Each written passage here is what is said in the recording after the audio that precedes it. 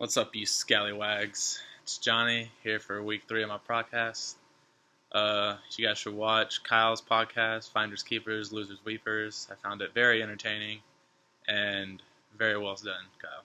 Good job. Now, I'm just going to be talking about my game breakers, offense and defense for both teams, and my predictions for the week, as always. The first game, I have Team Opium versus the Abdullah Express. For offense, for Team Opium, I like Brandon Marshall this week. Philly's been getting torched by number one receivers, and he is more or less a touchdown dependent guy, but with the injury to Decker, we don't know how much that's going to affect Decker. So Brandon Marshall will be seeing a lot more targets, I believe, which in result is going to have a big day for him. Have him putting up a good bit of points. And offense for the Abdullah Express, Jeremy Hill is kind of like your game breaker, whether he's going to help you or hurt you. I wouldn't buy too much into what people are saying about how it's Gio's show now. I don't think that's the case at all. He just had a bad game. You got to think about it. Like, every team's trying to win. Whenever you got a guy who fumbles it twice in the same day, it's obviously like a red flag, but it's not like he lost everything. I think he'll bounce back this week. I think he'll be fine. And on defense for Team Opium, I have Navarro Bowman. Arizona's offense has been looking really, really good this year. And against Pittsburgh last week, San Francisco couldn't stop them worth anything. And we'll see if Navarro Bowman can bounce back from his bad week last week and help stop this high-powered Cardinals offense. And that could produce good fantasy points because if the 49ers are going to stop him, he's going to have a huge role in it. And for the Abdullah Express, Michael Bennett. He's had one sack in each of his games this year, and he's going up against a struggling Bears team that I think that he'll have a good game. I think he'll definitely get more than one sack, and that'll up his fantasy value this week as well. I have the Abdullah Express winning this game. Next, the Battle of the Brothers. My personal game of the week, the team up north versus the Ben Gomez's. For offense, for the team up north, I got to give it to your boy Andrew Luck. I didn't like what I saw on Monday night. He didn't look in his element at all. I don't know if that head coach, front office thing really has that much to do with it, but he needs to step it up.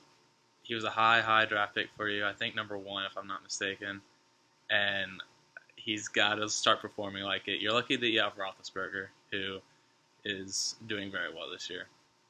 And for the Ben Gomez's, Brandon Cooks. I kind of feel your pain on this one because I have him in some of my other leagues, and he hasn't played up to his potential at all. And with Drew Brees getting hurt, that makes things even harder for him. Will he step up? I don't know, but he's a young player, so he has time to develop, I guess.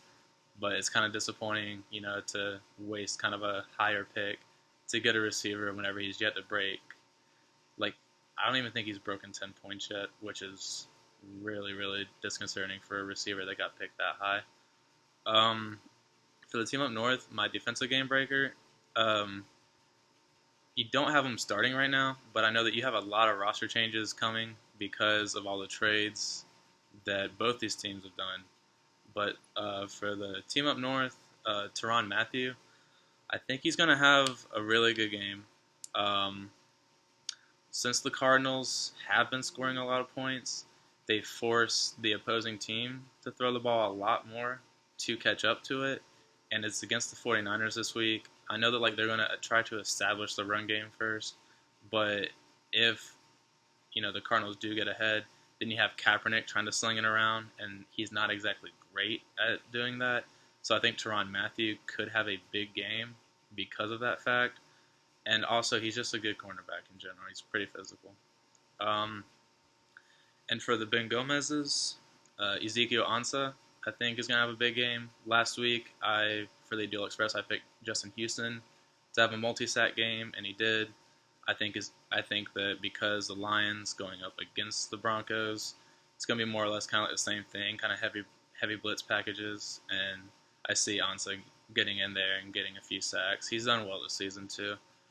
For this game, I haven't predicted a winner or a loser because a lot of the trades haven't processed yet for both the teams, and it'd just be kind of a waste because their rosters will change a lot in the next day or two. But this is my game of the week, so if you guys are interested, like I am, definitely keep an eye on it on Sunday and Monday. And the next game is Team Reno versus the Bold City Tigers. For Team Reno, Alfred Morris, that had to be hard to watch last week with Matt Jones getting those 2 touchdowns and the majority of the carries. Let's see if Alfred Morris is on the decline or, maybe he can just bounce back. It was just a weird week. But that has to be, kind of hard to watch. And for the Bold City Tigers, I have Michael Crabtree. He had a really good week last week. Going up against a better defense this week. We'll see who Joe Hayden wants to cover more, if it's going to be Crabtree or Amari Cooper. I think whoever Hayden is not covering will have a better game because they will be seeing more targets. Hayden's a real good cover corner. But if he can give an encore performance, that's not bad. That could be a really solid flex for you, maybe even a starting receiver. And if I believe right, his first game he had like 5 receptions too. It wasn't a good yardage output, but if you have a receiver that's getting a solid 4 or 5 catches a game, that's always intriguing because they can bust that open at any second, and then the points just tally up. For the defense for Team Reno, I have Rob Ninkovich. I think he's going to have a big game against Jacksonville. He hasn't really had an eye-popping stats game, but that can change at any moment. I know that, especially with Wilfork gone, I'm sure he's drawing a lot more double teams. But I can see him having a big game against Jacksonville, especially in Foxborough. And for Bold City Tigers, my boy Paul Warlow. I think everyone knows the situation in Dallas right now with Romo and Dez out. That definitely hurts the passing game, which means a lot more runs. Paul Warlow's the middle linebacker for the Falcons, so he's going to be in the center of a lot of those runs. I could see a 10-plus tackle game, which is solid fantasy output, and any other bonus stats on that would be great. I actually have the Bold City Tigers coming in with this one. Team Reno needs to make roster changes, especially because he was involved in a lot of trades. So because of that fact, I didn't feel comfortable giving him this game. In the next game, the Battle of the Beatons. War Daddy Buck U and Taco Court. For War Daddy Buck U, Jimmy Graham. Not looking good out there, man. I don't know if they forget that they have him in the red zone. In the Super Bowl, they forgot they had Marshawn Lynch, apparently, and tried to throw the ball. But I think that he's the type of player that can bounce back any week. He's definitely due for a big week. I think that this week he has a better chance of having a breakout week, but the way that they're using him is kind of odd. It's not how I envisioned Seattle looking at all this point of season. But we'll see. He definitely has the potential to bounce back, though. I know this has to be hard because he was a high draft pick, too. It hasn't been performing. And for Taco Corp, I have to give it to Charles Johnson, the receiver from Minnesota. I personally thought that he would have a better year. I thought that him and Bridgewater, maybe could be a nice combo out there. So far, it's not good. We'll see if he can bounce back. A touchdown makes a world of difference in fantasy, but he hasn't really been getting too many targets, and it's just kind of sad. And my defensive player for War Daddy is actually on your bench right now, and I think maybe you should consider starting him, is Jerry Hughes.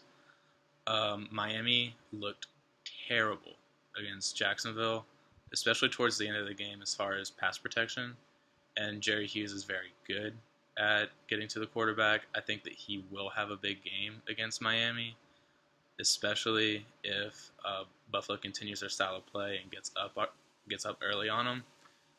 And my defensive game maker for Taco Court is J.J. Watt. I think that I'm expecting him to explode this week. I think if we're going to see a defensive player put up 30-plus, it'll be this week with Watt. It's the Buccaneers they're going up against.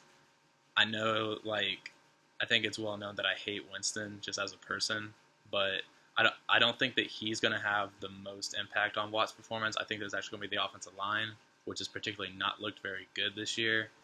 And especially with a rookie quarterback like Winston who can get rattled pretty easy, as he's already shown, that Watt could really just wreak havoc out there. I think the Texans defense is due for a big game. It's almost a must-win for them at this point. They're 0-2, and they're 0-2 with the Colts in the same division. I believe like the Jaguars and the Titans are tied for first in that division, which isn't what a lot of people predicted in the beginning. I don't think anyone actually predicted it in the beginning of the season.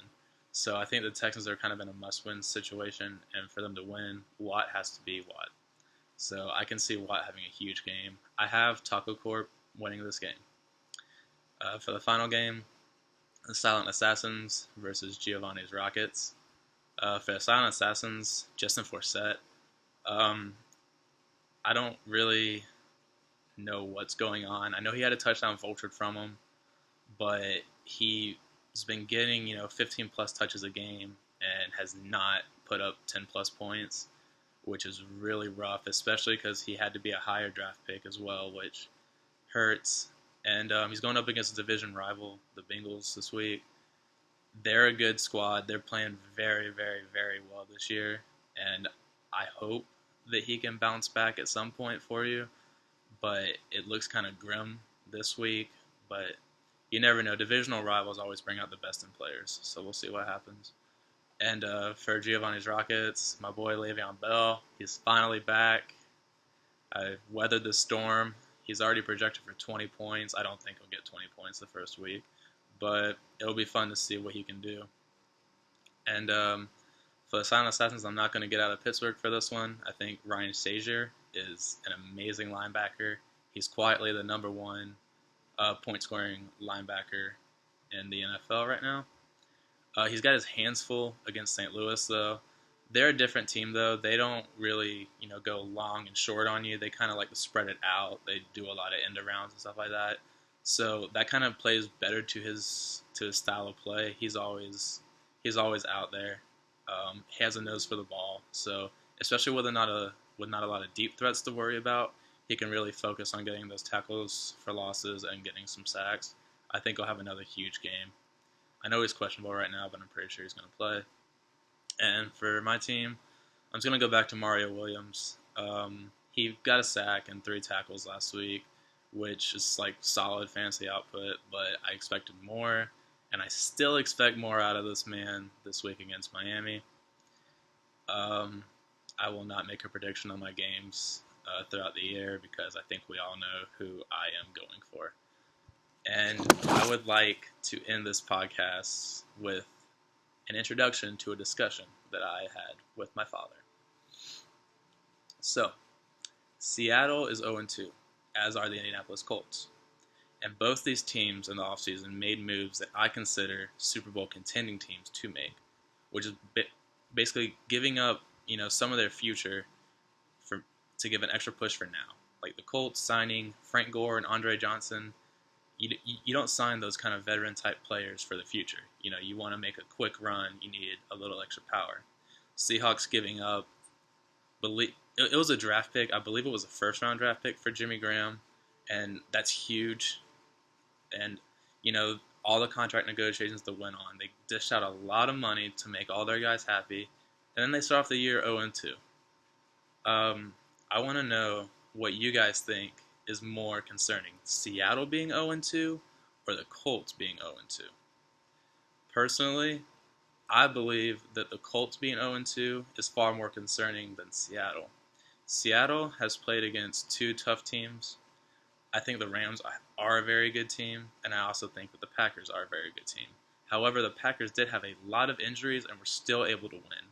And the Rams, while they are a good team, they still got injuries all over their roster too, with Todd Gurley and Brian Quick still being out. And the Colts lost to a Jets team, made a lot of moves, new head coach, new attitude, and it's looking pretty good right now.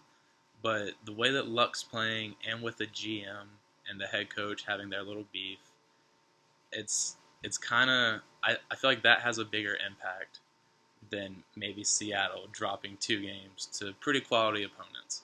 Anyway, I just want to know what your guys' thoughts are. I'm going to open up a little message at the bottom, and feel free to comment on it. If not, I'll just keep on thinking I'm right. Good luck to everyone this week, and go Falcons.